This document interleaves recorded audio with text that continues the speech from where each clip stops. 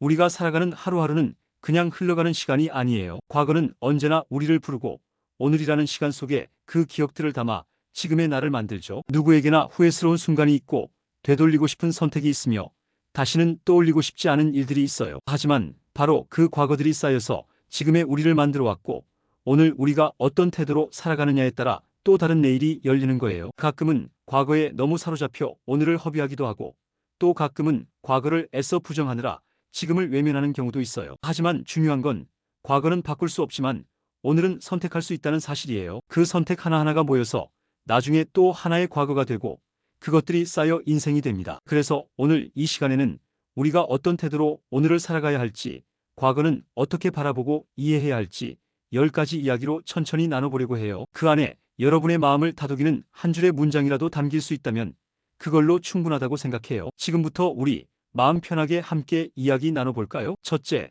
과거를 부끄러워하지 말고 받아들이는 연습부터 해보세요. 살다 보면 누구나 후회스러운 선택이 있고 남에게 말 못할 상처 하나쯤은 마음속에 품고 있어요. 그런데 그 기억들이 지금의 나를 자꾸 잡아끌면서 스스로를 자책하게 만들죠. 내가 왜 그랬을까? 그때 그렇게 하지 말걸. 이런 생각들이 반복되면서 지금의 나까지 작아지게 만들어버려요. 예를 들면 예전에 잘못된 인간관계 속에서 너무 상처받았던 기억이 계속 떠올라 새로운 관계에 마음을 못 여는 경우도 있고요. 혹은 실패했던 도전 때문에 더 이상 무언가에 다시 도전할 용기를 잃은 분들도 많아요. 또는 어린 시절의 가난과 아픔이 여전히 자존감을 갉아먹고 있는 경우도 있죠. 그럴 때 우리가 해야 할 일은 그 과거를 지워버리려 애쓰는 게 아니라 있는 그대로 받아들이는 거예요. 그때는 내가 최선을 다했기 때문에 그런 선택을 한 거고 그 경험 덕분에 내가 더 단단해졌다고 말해주는 거죠. 과거는 바꿀 수 없지만 그 과거를 어떻게 해석할지는 오늘의 나에게 달려 있어요. 내 과거를 인정하고 껴안을 때 비로소 오늘의 내가 조금 더 따뜻해질 수 있어요. 둘째, 과거에 머무는 대신 오늘을 위한 작은 선택을 시작해보세요. 과거는 우리에게 많은 걸 가르쳐주지만 계속 그 안에 머물기만 하면 현재를 잃어버리게 돼요. 특히 그땐 참 좋았지 혹은 그때 그랬다면 지금은 달라졌을 텐데 같은 생각들은 현재의 나를 정지시켜버리죠. 예를 들어 젊었을 때 성공한 기억에 머무르느라 지금의 노력을 멈춰버리는 경우도 있어요. 혹은 예전에 실패했던 기억이 두려워서 새로운 기회를 거절하는 습관이 생기기도 하고요. 또 과거의 영광이나 후회에만 사로잡혀 오늘의 가족이나 일상을 소홀히 하는 경우도 흔해요. 그래서 바람직한 방법은 과거의 감정을 인식하되 그 감정에 발목 잡히지 않는 거예요. 지금 할 수 있는 가장 작고 현실적인 행동 하나를 시작해보는 거예요. 예를 들어 오늘 산책 한 번 더 나가본다든가 하고 싶던 공부를 하루에 10분만 해보는 것도 좋아요. 오늘의 작은 선택이 쌓여서 미래의 나를 만들고 그 미래가 또 언젠가의 과거가 될 테니까요. 셋째, 과거의 상처를 말로 꺼내보는 것도 치유의 시작이에요. 상처는 꾹꾹 눌러 담는다고 해서 사라지지 않아요. 오히려 입 밖으로 꺼냈을 때 그제야 비로소 치유가 시작되곤 하죠. 말은 생각보다 큰 힘이 있어서 내 안에 있던 고통을 해체시키는 역할을 해주거든요. 예를 들어 오랜 세월 부모님과의 갈등을 누구에게도 말하지 못한 채 살아온 분이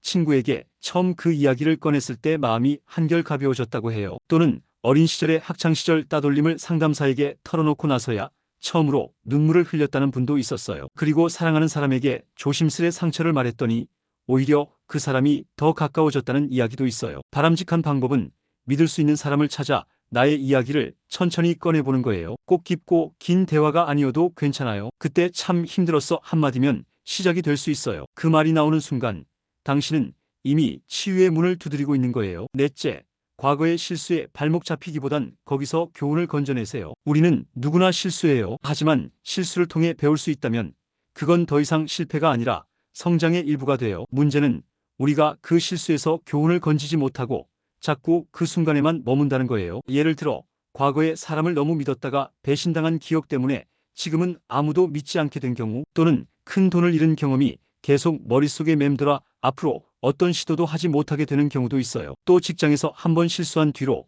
자존감이 바닥을 치고 모든 일에 소극적으로 변하는 사람도 있죠. 그래서 바람직한 방법은 실수를 분석하고 거기서 왜 그런 일이 있었는지를 찬찬히 되짚어보는 거예요. 그리고 그 실수가 다시 반복되지 않도록 작은 계획을 세우고 조금씩 실천해보는 거죠. 실수는 내 인생의 흠이 아니라 다음 단계로 가기 위한 디딤돌이 될 수 있어요. 다섯째, 과거에 받은 사랑을 떠올리는 것만으로도 삶이 따뜻해져요. 우리는 상처에 민감한 만큼 받은 사랑엔 무뎌지는 경향이 있어요. 그런데 사실 우리가 지금까지 버텨온 건 누군가로부터 받은 다정한 말 한마디, 작은 배려 하나 덕분일지도 몰라요. 예를 들어 초등학교 선생님이 해준 "넌 참 따뜻한 아이야라는 말 한마디가 지금까지도 힘이 된다는 분도 있어요. 또 어느 겨울날 친구가 건넨 따뜻한 호빵 하나가 외로움을 녹여줬던 기억, 혹은 부모님이 아플 때 눈물로 손을 잡아주던 순간이 오래도록 마음을 지켜주는 사람도 있죠. 바람직한 방법은 받은 사랑을 일기처럼 써보거나 마음속으로 그 사람에게 감사 인사를 전해보는 거예요. 과거에 받은 사랑은 사라지지 않아요. 오늘의 나를 지탱해주는 은은한 불빛이 되어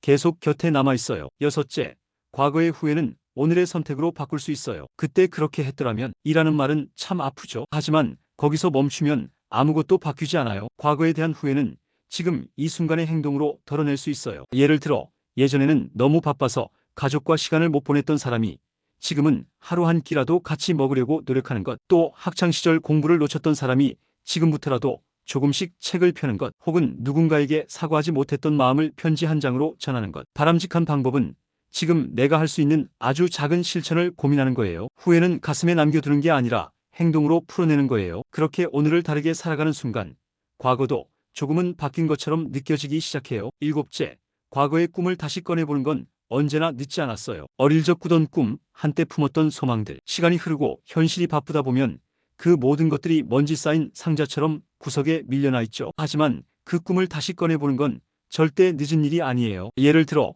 어릴 때 피아노를 배우고 싶었는데 못 배운 사람이 지금에서야 다시 취미로 시작한 경우도 있어요. 또 한때는 여행작가가 되고 싶었지만 포기했던 사람이 지금 블로그에 여행기를 쓰며 그 꿈을 조금씩 되살리는 모습도 있죠. 또는 그림을 좋아했지만 평범한 직장을 선택했던 분이 퇴근 후 드로잉을 다시 시작하며 삶의 색깔을 되찾는 경우도 많아요. 바람직한 방법은 이제 와서 무슨 소용이야 라는 생각 대신 지금이라도 한번 해보자라는 마음을 갖는 거예요. 꿈은 반드시 직업이 아니어도 괜찮아요. 삶의 기쁨이고 나만의 의미이니까요. 여덟째, 과거의 내가 지금의 나를 부끄러워하지 않게 하세요. 가끔은 이런 생각이 들어요. 만약 어린 시절에 내가 지금의 나를 본다면 어떤 눈빛을 할까? 혹시 실망하거나 외면하진 않을까? 예를 들어 어린 시절엔 정의롭고 용기 있는 사람이 되고 싶었는데 지금은 눈치만 보며 살아가고 있다든지, 또 가족을 지키겠다고 다짐했지만 어느새 소중한 사람들에게 소홀해진 자신을 볼 때, 혹은 나만은 남 험담 안 하겠다고 했지만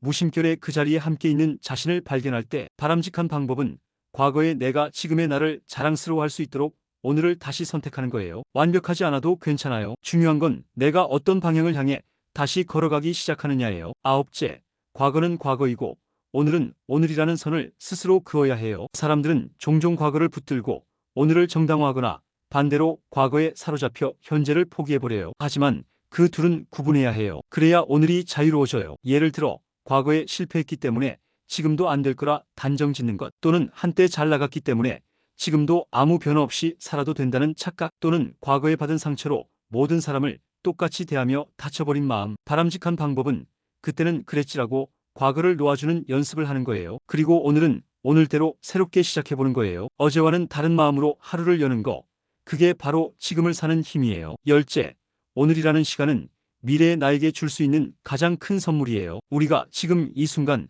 어떤 마음으로 살아가느냐에 따라 미래의 나는 전혀 다른 사람으로 자라나 있을 수 있어요. 그래서 오늘 하루가 아무 의미 없는 시간이 아니라 나 자신에게 줄 수 있는 가장 따뜻한 배려이자 선물이에요. 예를 들어 오늘 한 번 더 웃으려고 노력한 사람이 내일을 좀 더 가볍게 시작할 수 있고요. 오늘 건강을 위해 10분이라도 운동한 사람이 미래의 몸을 지켜낼 수 있어요. 그리고 오늘 사랑한다고 표현한 사람이 언젠가 후회 없이 관계를 마주할 수 있어요. 바람직한 방법은 오늘을 최대한 정성껏 살아보는 거예요. 누구를 위해서가 아니라 나 자신을 위해. 그렇게 하루하루를 모아갈 때 언젠가의 미래는 반드시 더 따뜻해져 있을 거예요. 오늘 이야기 어떠셨나요? 과거는 우리를 끊임없이 부르고 오늘은 그 부름에 어떻게 반응하느냐에 따라 우리의 내일이 달라져요. 때로는 그 과거가 무겁고 고통스럽기도 하지만 그 무게만큼이나 우리 안에는 단단한 힘이 숨겨져 있거든요. 이제는 그 힘을 믿고 오늘이라는 시간을 더 깊이 바라보셨으면 해요. 오늘의 작은 선택이 내일의 나를 바꾸고 또 언젠가의 과거를